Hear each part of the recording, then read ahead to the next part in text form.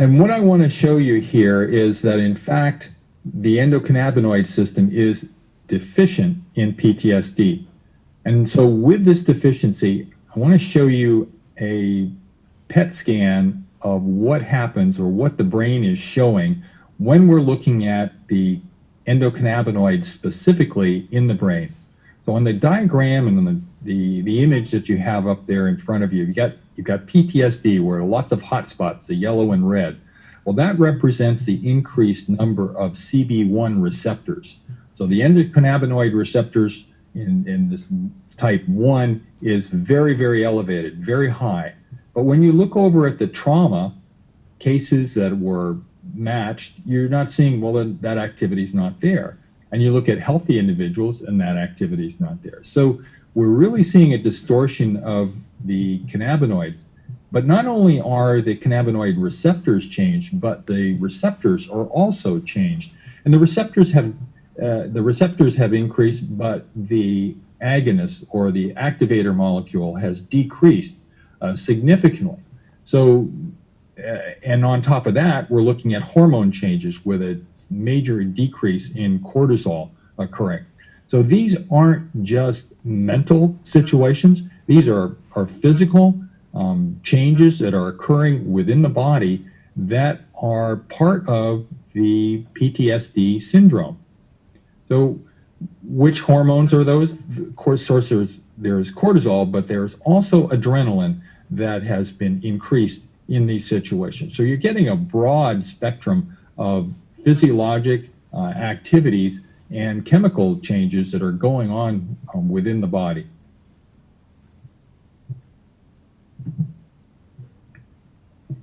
So how does CBD relieve PTSD? Fascinatingly, we have learned that CBD is able to reduce those cannabinoid receptors and increase the number of natural cannabinoids that are circulating in the body. So it's restoring the endocannabinoid system. It's rebalancing.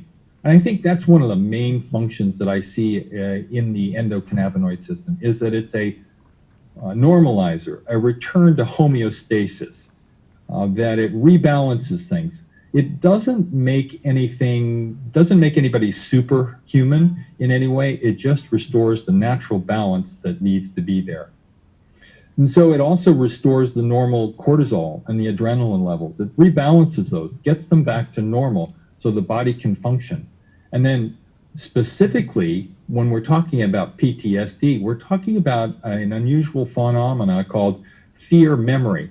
And when I'm talking about memory, it's not remembering the actual event, the time, the date, the facts of these things and when they happen.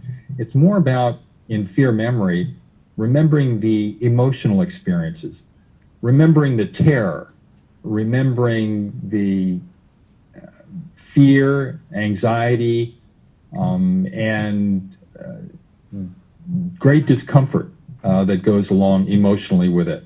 And the way it does this is quite remarkable, in that CBD is able to block the reconsolidation of these memories. So what I mean by reconsolidation is that every time a PTSD sufferer gets a trigger, a reminder of the event, a door slamming, a firecracker going off, they remember the entire event. And that remembering is actually reformed in the brain in a small portion, forward portion of the brain. And it's like the circuit has been boosted, and that there's another circuitry that has been laid down and it's been reinforced. And that happens every time they have a trigger, every time they have a reminder. So it gets easier and easier to go to that emotional memory, that fear memory, and feel that experience and the terror that goes along with it. CBD's blocking that. It's interfering with that process. And then on the other hand, you can imagine that if we didn't have any way to get rid of those particular memories, that fear memory, we would be in a disastrous state for all of us. CBD has the ability to forget those particular emotional fear memories. And it goes through a different pathway.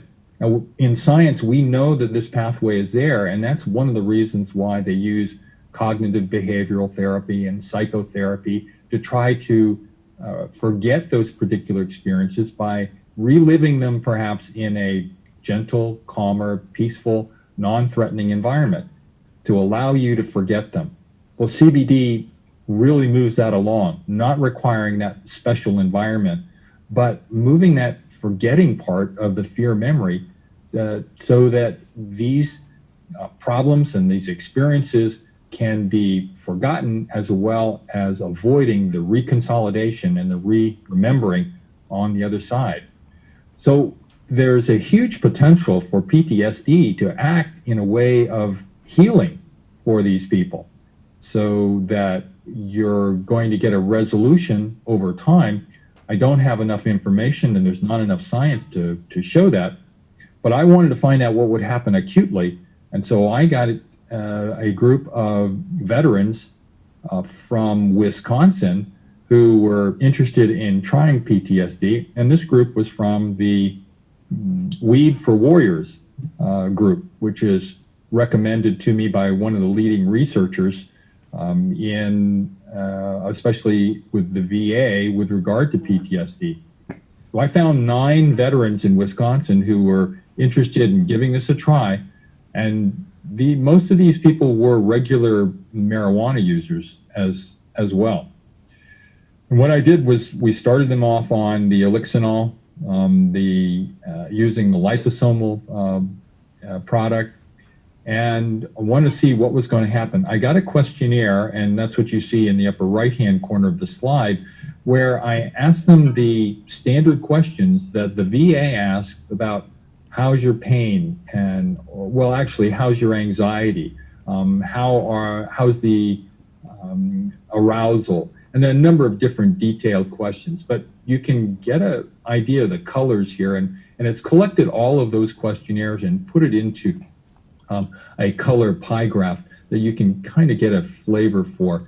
If you can see that there's quite a bit of purple, which represents the extremely severe symptoms that they're having, and green is actually next in terms of the severity. So all of these people are manifesting some quite severe symptoms of their PTSD.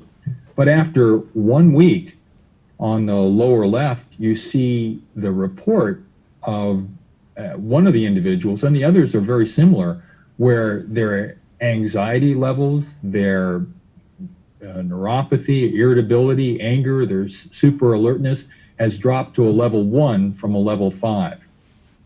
Now, so you say, well, naturally everybody gravitates to the upper right-hand corner of that slide and says, well, look, the pain came back. Why did the pain came back? Well, the fact is that after the 3rd day, he felt so good that he decided he would go mow the lawn and take care of his yard.